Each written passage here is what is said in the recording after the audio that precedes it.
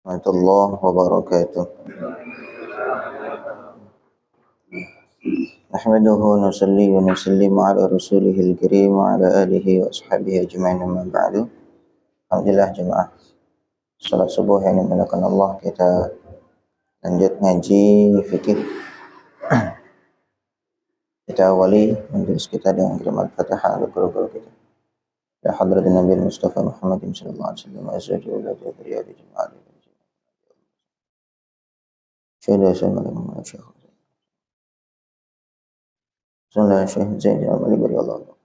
wabarakatuh. Al-Fatihah. A'udzu billahi minasyaitonir rajim. Bismillahirrahmanirrahim. Alhamdulillahirabbil alamin. Iyyaka na'budu wa iyyaka nasta'in. Ihdinas siratal mustaqim. Siratal ladzina an'amta 'alaihim ghairil maghdubi 'alaihim waladdallin. Bismillahirrahmanirrahim. Kita melanjutkan bab mandi dan hadas besar. Jadi kita ulangi lagi bahwa ada sesuatu yang menghalangi seseorang untuk boleh melaksanakan sholat, yaitu hadas. Nah, hadas ini ada dua macam, ada hadas kecil, ada hadas besar. Kalau yang hadas kecil itu bisa dihilangkan dengan wudu. Sedangkan hadas besar itu dihilangkan hanya dengan mandi. Lalu apa saja hadas kecil itu? Hadas kecil itu kemarin sudah kita jelaskan, yaitu ada 4 atau 5, 4 lah. Yang pertama, keluarnya sesuatu dari dua jalan depan dan jalan belakang. Kemudian yang kedua, hilang akal, baik dengan tidur, sebab pingsan atau gila, pokoknya hilang akal, mabuk. Kemudian yang keempat, yang ketiga, bersentuhan kulit antara laki-laki dan perempuan yang tidak ada hubungan mahram. Kemudian yang keempat, itu adalah menyentuh kubul dan dubur dengan bagian dalam telapak tangan. Nah, itu semua kalau terjadi, maka seseorang itu berhadas kecil dan itu bisa dihilangkan dengan wudu. Sekarang kalau hadas besar itu penyebabnya ada 5. Ya, ada 5, yang 2 terjadi pada laki-laki dan perempuan. Kemudian yang 3 khusus terjadi pada perempuan saja. Yang pertama, yang 2 pertama itu, yang pertama yaitu mati. Seorang yang mati maka wajib mandi. Kemudian yang kedua, junub atau janabah. Janabah ini terjadi laki-laki dan perempuan. Nah, sebabnya janabah itu ada 2, yaitu keluarnya air mani. Kemudian yang kedua adalah hubungan badan atau masuknya zakar ke dalam farji, baik miliknya manusia ataupun hewan.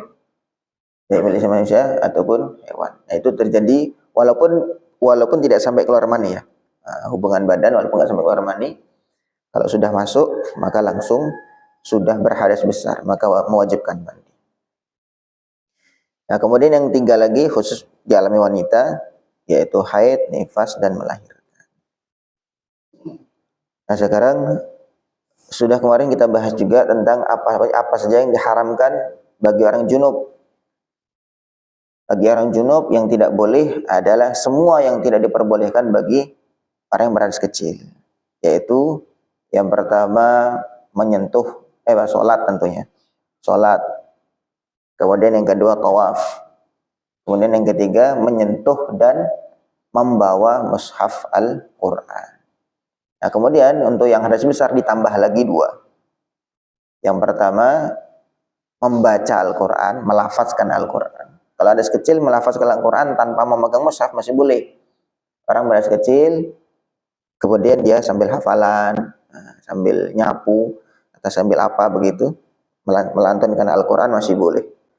Walaupun pahalanya memang berkurang daripada ketika dibaca dalam keadaan suci. Kemudian kalau hadas besar, maka dia tidak boleh melantunkan Al-Quran, tidak boleh. Nah, kemudian yang kedua tambahannya, yaitu berdiam diri di masjid. Ada beberapa pengecualian ya. Tadi kalau bacaan Al-Quran, kalau bacaan Al-Quran itu tidak dia niatkan membaca Al-Quran, Gimana kok orang baca Quran nggak niat baca Quran? Maksudnya niatnya niat yang lain, niatnya niat dzikir, niat wiritan misalkan. Allahu la ilaha illa huwal hayyul qayyum la ta'khudhuhu sinatun wa la naum. Memang dia wiritannya setiap misalkan pagi atau sore karena untuk penjagaan diri, maka tidak niat baca Quran, memang niatnya penjagaan wirid. Maka itu boleh. Atau niatnya memang zikir. Zikir la ilaha illallah itu juga ada lafaz Al-Qur'an. Alhamdulillah. Gitu, itu enggak masalah. Selama niatnya memang tidak qiraatul Qur'an. Walaupun lafadznya ada plak di dalam Al-Qur'an redaksinya itu. Nah, kemudian pengecualian dari masjid adalah sesuatu yang bukan masjid, tempat-tempat yang bukan masjid walaupun itu tanah wakaf. Seperti kita bahas kemarin, kalau misalkan ini diwakafkan untuk pondok pesantren, maka dia bukan masjid, tidak berlaku hukum-hukum masjid, maka orang yang junub tidak masalah, tidak diharamkan untuk berdiam diri di tempat tersebut. Begitu juga musola, tempat sholat Id dan semacamnya. Wallahu a'lam. Sekarang faslun fi kaifiyatil ghusli, pasal tata cara mandi. Masya Allah ya, di dalam Islamnya mandi saja dituntun caranya. Wa farduhu, fardunya atau rukunnya syai'ani, hanya ada dua saja. Yang pertama an-niyatu, niat. Fayan wil junubu, maka orang yang junub dia berniat raf'al janabati, dia menghilangkan junubah, janabah.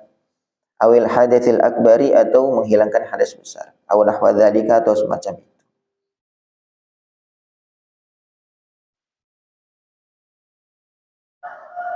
Niatnya itu. Jadi tidak hanya niat mandi saja, karena kita mandi setiap hari, mandi juga, mandi tiap pagi, pagi sore mandi. Tetapi itu kan mandi hanya bebersih saja. Tapi ini niat mandi untuk menghilangkan junub harus berbeda niatnya. Maksudnya memang ada niat itu apa sih? Niat itu kesengajaan.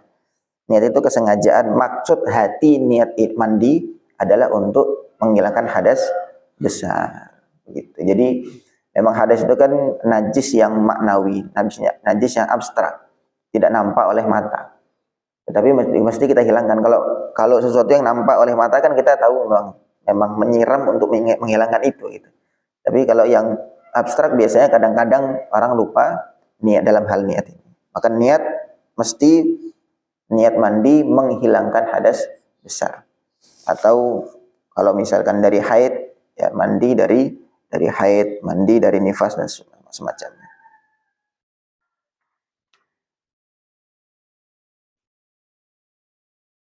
Wajibu, dan wajib dan harus antakuna hadhihi niyatu, niat ini makrunatan, bersamaan di awali maghsulin, dengan bagian pertama yang dibasuh, minal badani, dari badan, walau min asfalihi, walaupun dari bagian bawah. Allah, falau nawa, seandainya seseorang niat ba'da ghusli juz'in, setelah membasuh bagian badannya, ba'da ghusli juz'in min badanihi, setelah membasuh sebagian badannya, wajabat i'adatu ghuslihi, maka wajib mengulang basuhan itu. Jadi niatnya kapan? Niatnya bukan sebelum mandi, niatnya itu berbarengan dengan basuhan pertama. Siraman pertama, bagian badan yang pertama dibasuh, maka itulah yang berbarengan dengan niatnya. Jadi karena memang secara fikih niat itu definisinya adalah qasdu syai'in muqtarinan bi fi'lih. Menyengaja sesuatu dan berbarengan, menyengajanya itu berbarengan dengan mengerjakan. Ya, menyengaja itu kan pekerjaan hati. Nah, kemudian berbarengan dengan mengerjakan pekerjaan badan. Maka niat mandi kapan? Niat mandi ketika air pertama kali sampai ke badan. Walaupun memang walaupun nyiramnya pertama kali dari kaki, ya dan niatnya waktu nyiram kaki. Begitu. Kalau misalkan wudu pertama kali dibasuh atau pertama kali rukun adalah wajah, kan gitu. Maka niatnya berbarengan dengan ketika membasuh wajah. Nah, mandi begitu. Kalau seseorang misalkan walau nawa ba'da ghusli juz'i badanihi, dia sudah nyiram duluan. Lupa niat, oh ya belum niat. wajaba i'adatu ghuslihi, wajib mengulang basuhannya. Jadi basuhan yang pertama tadi belum dianggap sebagai mandi besar, sehingga belum hilang hadas besarnya. Maka yang dibasuh tadi diulang lagi. Misal contoh misalnya basuh tangan dulu yang sebelah kiri misalkan. Sebelah kiri dibasuh. Tapi belum niat, ya, belum niat. Nah, kemudian waktu basuh yang lain baru niat. Kalau tangan kiri ini nggak kena lagi, maka wajib mengulang basuhan tangan kiri yang tadi karena belum dibarengi dengan niat. Jadi kalau misalkan sudah bagian pertama atau siraman pertama itu sudah niat, nah selanjutnya sudah tidak perlu niat dalam setiap basuhan, enggak. Tapi niat itu berbarengan ketika awal basuhan.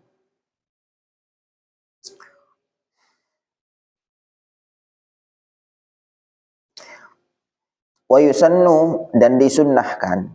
Jadi wajibnya niat itu adalah ketika berbarengan dengan basuhan pertama.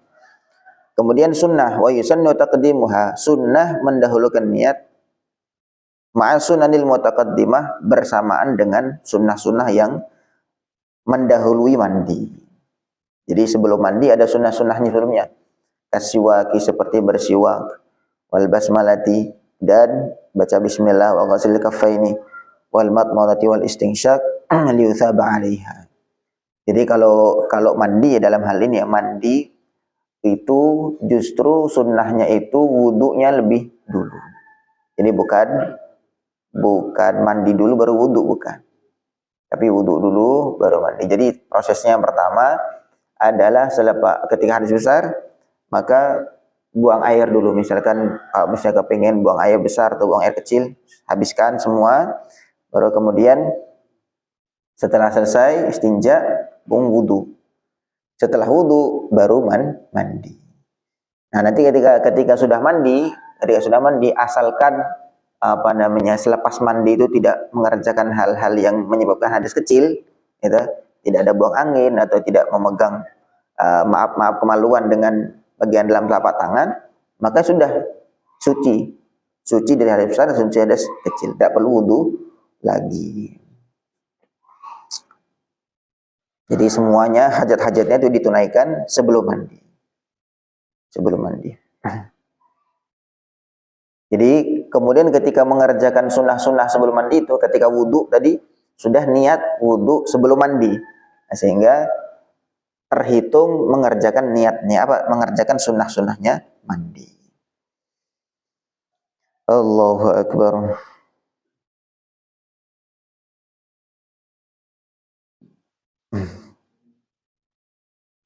Wala tajibul muwalatu fil ghusli, tidak wajib muwalah di dalam mandi. Bal tusannu, tetapi sunnah. Jadi dalam hal mandi itu tidak sunnah muwalah. Ada namanya muwalah. Muwalah itu berkelanjutan, langsung gitu. Kalau wudu misalkan habis basuh wajah gitu, muwalah itu habis basuh wajah ya udah langsung kemudian tangan. Setelah tangan lanjut, tidak ada jeda, langsung ke kepala dan seterusnya. Itu namanya muwalah. Dan itu memang tidak wajib dalam mazhab Syafi'iyah, tidak wajib muwalah itu. Ya misalkan basuh wajah, kemudian airnya mati misalnya, tidak bisa lanjut. Kemudian nanti berangkat ke masjid dulu, sampai ke masjid baru ngelanjutin, itu boleh. Jadi tidak harus ngulang dari awal. Sudah sah, asalkan sudah niat, maka basuhan wajah tadi sudah sah, tinggal melanjutin aja. Berarti kan tidak mualah itu, tidak berkelanjutan.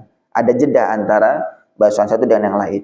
Begitu juga dengan mandi, tidak wajib juga mualah. Misalkan baru basuh sebagian, misalnya begitu. Misal malam habis hubungan badan, kemudian kamar mandi, niat mandi, baru cuman basuh setengah badan, atau baru basuh kaki aja, dan niat mandi. Tapi masih malas, dingin sekali, tidur lagi misalkan begitu. Nanti lanjut waktu subuh. Nah, itu tidak masalah. Jadi niatnya karena sudah niat di awal, maka ketika melanjutkan tidak perlu niat lagi. Itu tetapi bal tusannu, tetapi mualah itu sunnah. Bagusnya yang terbaik ya langsung sekaligus mandi. Falau ghusla ba'da badanihi. Misalnya seseorang membasuh sebagian badannya. Wa nawa ma'ahu raf'al janabah, dan dia berniat untuk menghilangkan junub. Tsumma nama, kemudian dia tidur, contohnya tadi itu. Fastaiqadha, kemudian dia bangun waktu subuh misalnya. Wa arada ghuslal baqi, kemudian dia menghendaki untuk membasuh sisanya, menyiram sisanya. Lam yahtaj ila i'adatin niyati, maka tidak perlu mengulangi niat. Karena udah niat tadi waktu pertama. Itu terkait niat. Kemudian rukun yang kedua, ta'mimu dhahiri badanihi, meratakan bagian zahir, bagian luar badan. Basyarihi, baik itu kulitnya, wa sya'rihi, dan rambutnya, wa in kasufa, walaupun rambutnya itu tebal. Meratakan dengan apa? Bima in tahurin, dengan air yang suci dan mensucikan tentunya kan itu. Hatal adfar, sampai ke kuku, wa ma tahtaha, dan apa-apa yang di bawah kuku. Itu hal-hal yang wajib, yaitu meratakan seluruh permukaan badan. Wa ma dhahara min sumakhil udhunaini, dan apa yang tampak dari kedua lubang telinga. Daun telinga ini itu wajib di sela-sela karena termasuk zahir. Wa ma dhahara min farji imra'atin 'inda julusiha ala qadamaiha, dan apa yang tampak dari perempuan 'inda julusiha ala qadamaiha, ketika dia jongkok. Jadi maksudnya kan ada lipatan-lipatan tubuh yang ketika posisi berdiri misalkan dia tertutup, kemudian posisi yang lain dia terbuka kan gitu. Begitu juga dengan laki-laki, misalkan ada yang laki-laki yang gemuk, maka itu ada yang tertutup, harus bagaimana dulu gitu, kemudian terbuka, maka itu harus dibasuh juga sampai air ke lipatan itu juga. Wa ma tahtal qulfati, dan apa yang ada di kulfah. Kulfah itu apa namanya, daging atau kulit yang dipotong waktu sunat. Kalau misalkan ada orang yang belum sunat, kemudian dia apa namanya junub, maka wajib membasuh apa yang di balik kulfah itu, di balik apa namanya kulit yang wajib dipotong waktu sunat itu. Minal aqlafi, dari orang yang belum sunat.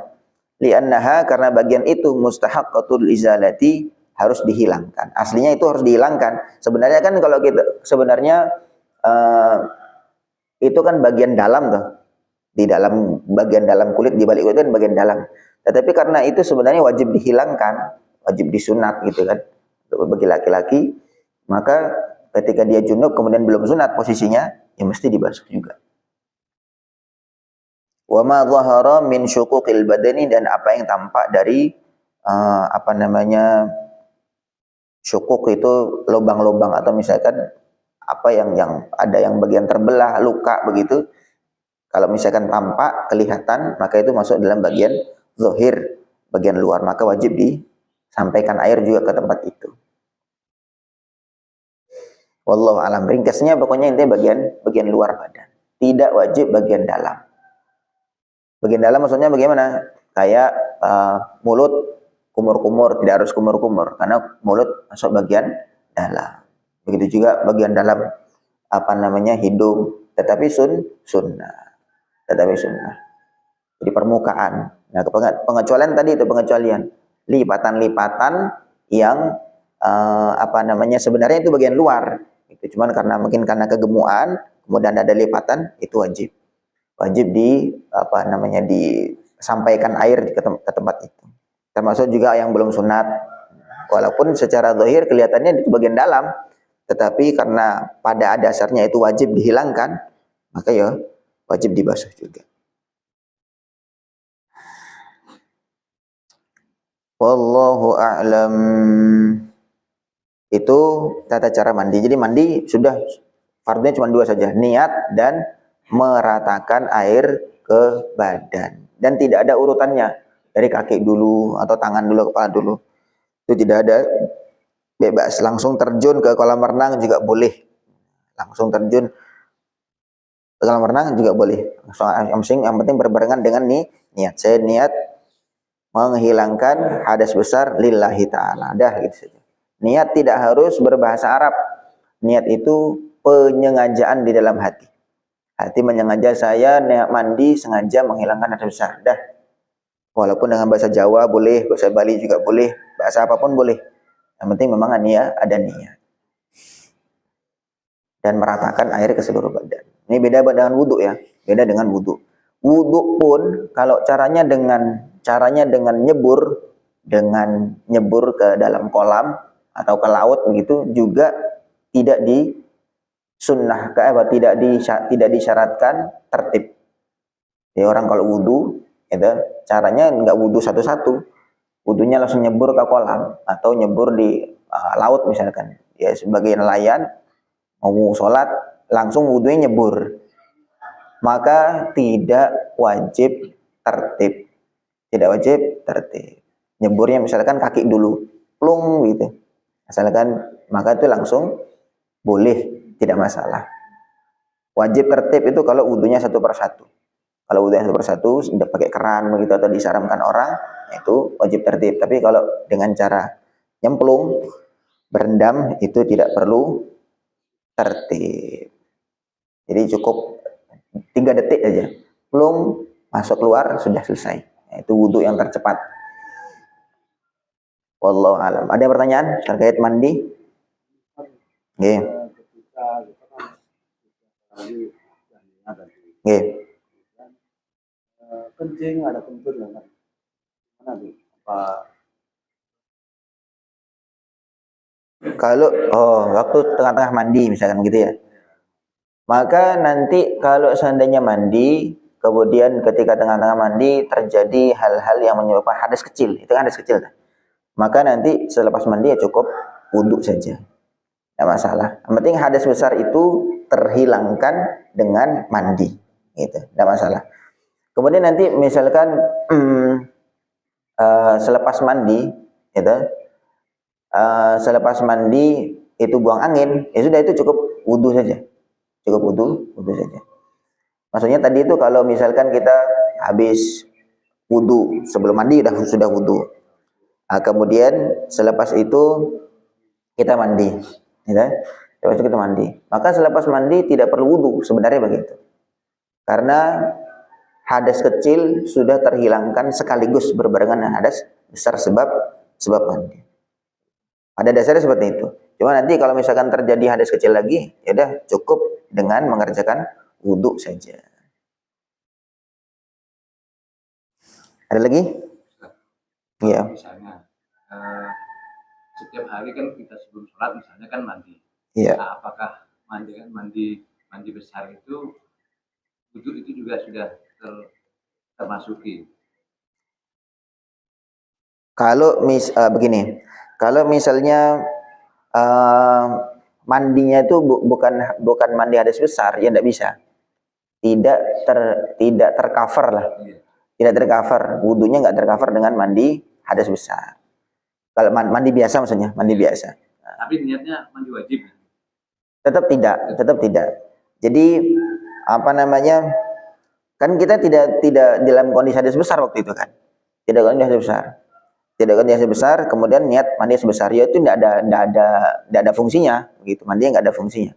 Lagi pula kalau kita wudhunya apa namanya mandi kemudian sekaligus menghilangkan hadas kecil, itu tidak bisa. Karena tadi itu kalau misalnya kita mandinya pakai gayung, ya misalkan wudhu dengan cara mandi gitu istilahnya. Wudhu dengan cara mandi itu boleh dengan tidak tertib dengan cara nyemplung saja. Tapi kalau misalnya kita masih pakai gayung, itu tetap mesti tertib karena kan satu persatu. Tidak seluruh anggota langsung terbasuh kan gitu. Jadi pakai shower bisa. Kalau pakai shower bisa. Yang penting langsung seluruh bagian terkena. Kalau misalnya showernya deras gitu ya, sama kayak hujan gitu, itu masih boleh. Shower. Jadi wudhu tetap wudhu dengan caranya Kecuali nanti kalau misalkan tadi, kecuali kalau memang wudhu dengan cara mandi dan caranya tadi itu dengan yang cara yang tidak mewajibkan tertib.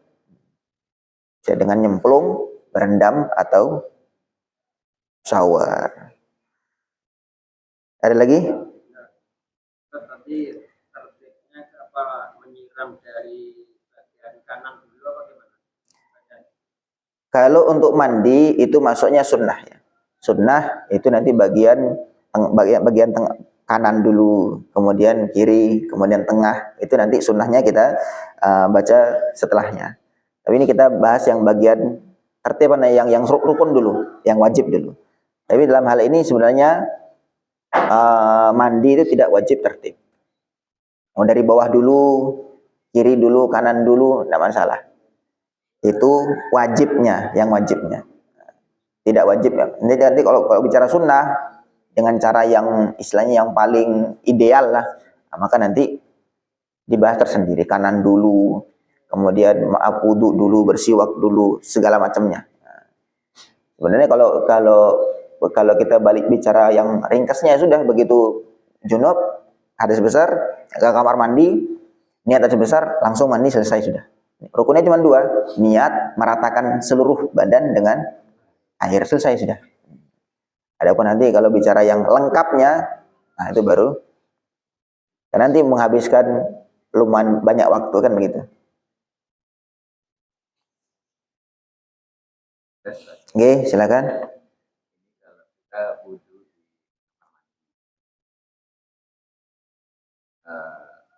pas sudah berakhir wudhunya itu air di lantai itu masih ada yang ngalir. Apa namanya? Iya. Termasuk itu. Nah, terus kaki kita masih kena itu lagi. Apakah sah? Baik, bagus sekali. Air yang mustamal, kondisi kayak ceritanya tadi, berwudu di kamar mandi. Kemudian selepas selesai wudu masih ada air-air yang mengalir mengenai kaki. Air yang tidak sah digunakan untuk berwudu itu memang ketika kita membasuhnya dengan air mustamal itu. Tapi kan ketika tadi membasuh kaki pakai air itu enggak, kan enggak tuh. Kita hanya terkena saja. Mustamal itu tidak najis. Mustamal itu tidak najis, hanya dia tidak bisa digunakan untuk bersuci saja. Jadi kasusnya ketika basuh kaki kan ya pakai di keran atau pakai di gayung kan. Kemudian setelah itu kan berarti posisi kaki sudah selesai dibasuh. Kemudian hanya kena dengan air mustamal itu saja kan gitu. Ini tidak masalah itu. Yang tidak sah itu memang benar-benar air mustamal kita pakai untuk wudu itu. Nah, itu tidak boleh, tidak sah. Lagi pula memang air mustamal itu kasusnya sangat sedikit ya sebenarnya. Air mustamal itu sangat sedikit. Jadi air mustamal itu contoh misalkan kita kalau misalkan di bak ya, di bak. Kemudian kita berwudu, kemudian air basuhan dari wajah itu jatuh ke bak itu. Apakah langsung mustamal? Tidak juga, karena nanti apa namanya secara ukuran itu tidak berubah.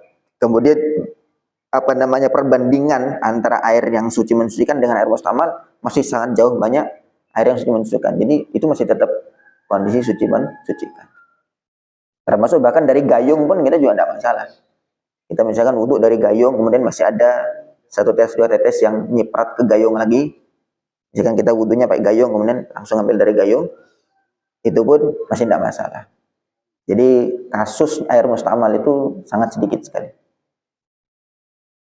Jadi nggak perlu khawatir ya, kalau misalkan tadi khususnya hanya kena air mustamal saja, itu tidak masalah. Yang bermasalah itu nanti ketika kita memang membasuhnya itu pakai air mustamal.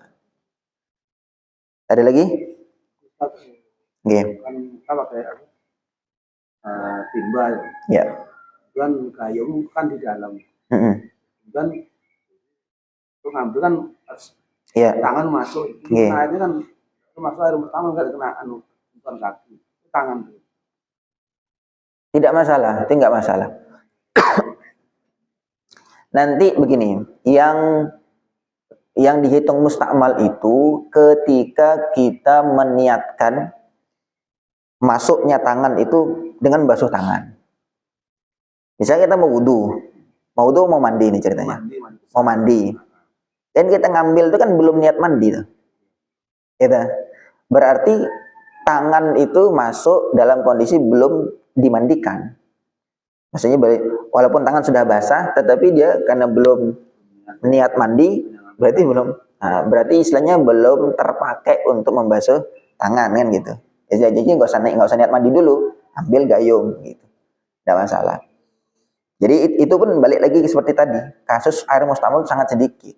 Apalagi zaman di Indonesia ini air banyak ya, air sangat banyak, air suci mensucikan itu sangat banyak. Jadi kasus mustamul itu sangat jarang sekali. Jadi kita seandainya niat pun nggak masalah karena air itu sangat banyak, air banyak.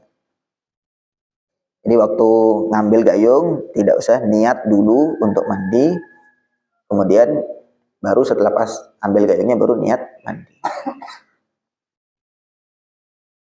Ada lagi? Monggo silakan kita mudzakarah. Orang yang berangkat besar, cuma yang perempuan karena kondisi head.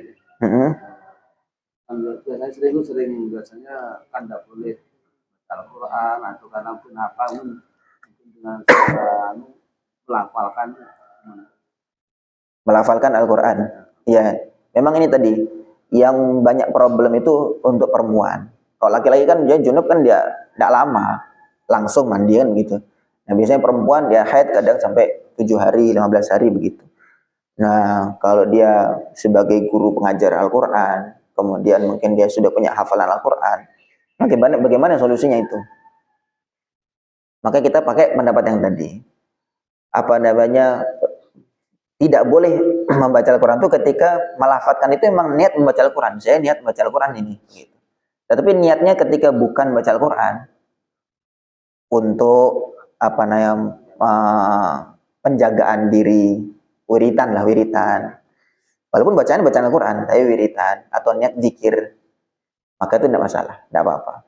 Menjaga hafalan. Ya, termasuk juga menjaga hafalan itu tidak masalah.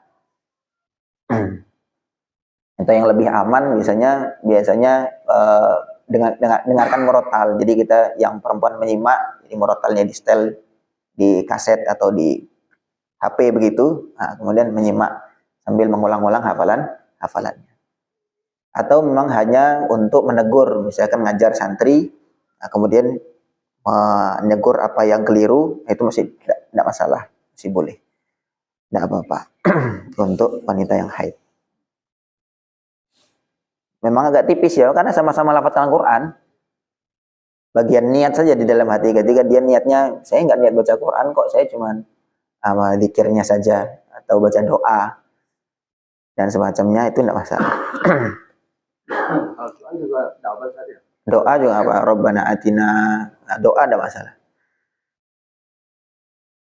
Bukan lafaz Al-Quran. Atau walaupun menggunakan lafaz Al-Quran pun doa masih boleh. Bersolawat masih boleh. Justru malah kita kalau wanita haid itu ya baiknya itu dikasih PR untuk salawat. Misalkan baca salawat nariyah sekian ribu kali, karena kan berhari-hari kan dia haid. Karena ya gitu dia tidak sholat, dia tidak baca Quran segala macam kan, maka perlu istilahnya dibekali dengan amalan-amalan tersebut. Karena rawan itu. Banyak baca salawat, misalkan suruh khatamkan baca salawat 1000 kali, 2000 kali misalkan. Karena dia selama haid tidak baca Al-Quran ataupun tidak sholat. Ada lagi?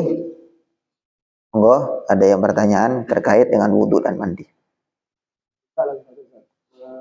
Tentang kondisi orang nggak suci baca Al-Quran terjemah ini, ada yang dengan boleh, ada yang lagi tidak boleh. Ini terkait dengan apakah mushaf terjemah seperti ini ya, terjemah begini ya, itu masuk hitung mushaf atau bukan mushaf. Yang dikatakan sebagai mushaf adalah yang terkumpul seluruh Quran atau banyak baca Al-Quran. Nah, terjemah bagaimana? Terjemah ini sebenarnya masuk ke dalam hitungan mushaf. Karena dia terjemah sedikit, maksudnya yang tidak masalah itu adalah tafsir. Yang dalam kondisi tafsirnya atau penjelasannya itu jumlah karakternya lebih banyak daripada tulisan Quran itu sendiri. Misalkan tafsir yang yang beberapa jilid, 3 jilid, 4 jilid, 5 jilid kayak gitu. Itu kan Quran kan sebenarnya cuma tipis saja segini. Tapi kemudian karena ada tafsirnya, penjelasannya jadi 3 jilid, 4 jilid. Maka itu statusnya namanya tafsir Quran. Walaupun Quran lengkap ada di situ, tulisan Quran lengkap di situ, tapi dia statusnya sebagai tafsir Al-Quran. Maka tidak masalah. Tapi kalau terjemah ini sebenarnya masuk dalam hitungan mushaf. Gitu. Jadi ini perbedaan perspektif saja. Apakah Quran ini, Quran terjemah itu kategorinya mushaf atau tidak gitu saja. Kalau kita katakan ini sebagai mushaf, maka tidak boleh bagi orang yang hadas. Tapi kalau dia mengikuti pendapat yang tidak mushaf, itu ini bukan mushaf, ini terjemah. Kalau terjemahnya tok saja masih tidak masalah, nggak ada Qurannya. Tapi kalau misalkan ada Qurannya lengkap begini, ini sebenarnya itu mushaf. Gitu ya. Kita ikut pendapat yang lebih hati-hati saja. Yang lebih hati-hati, yaitu kalau memang terjemah itu tetap tidak boleh dipegang. Sepertinya memang ada yang berpendapat demikian, berpendapat bahwa Quran terjemah, yang ada terjemah itu tidak mushaf. Gitu. Padahal sebenarnya bukan tafsir juga kan, ya terjemah saja. Tafsir itu kan penjelasan lebih lanjut tafsir. Tapi kalau terjemah ya menerjemahkan, hanya translate saja dari bahasa Arab ke bahasa ke Indonesia kan gitu. Wallahu alam. Kita bagus ambil yang lebih hati-hati. Dan termasuk mazhab Syafi'i itu termasuk mazhab yang sangat hati-hati. Allah alam. Ada lagi? Monggo dituntaskan saja yang ada unek-uneknya terkait dengan toharoh, dipertanyakan. Ya. Untuk yang batas masjid yang tidak boleh ini hadas, tidak boleh. Iya. Batasannya. Iya baik, masya Allah. Ini bagus sekali. Sebenarnya ini yang masuk batas itu adalah yang diwakafkan. Kalau misalkan masjid itu area yang diwakafkan sampai tempat parkir, maka sebenarnya tempat parkir juga nggak boleh sebenarnya. Tapi kalau misalkan tempat parkir itu di luar wakaf, maka misalkan wakaf bangunannya, ya kemudian tanah halamannya itu tambahan, bukan wakaf, maka tidak masalah di halaman. Tapi kalau misalkan pokoknya area di mana diwakafkan untuk masjid, maka di situ tidak boleh berdiam diri di situ. Makanya itu tadi termasuk kayak bagian parkir itu. Kalau misalkan itu tanah termasuk tanah wakaf masjid, maka tidak boleh juga di tempat parkir. Jadi penting ini diperhatikan. Nanti kalau tidak masuk dalam bagian tanah wakaf, maka boleh. Tidak bagian wakaf masjid. Wallahu a'lam. Kita cukupkan ya. Mudah-mudahan apa yang kita mudzakarahkan, diskusikan bisa kita fahami dan kita amalkan. Subhanallah bihamdihi, subhanakallahumma bihamdika, asyhadu an la ilaha illa anta, astaghfiruka wa atubu ilaik. Assalamualaikum warahmatullahi wabarakatuh.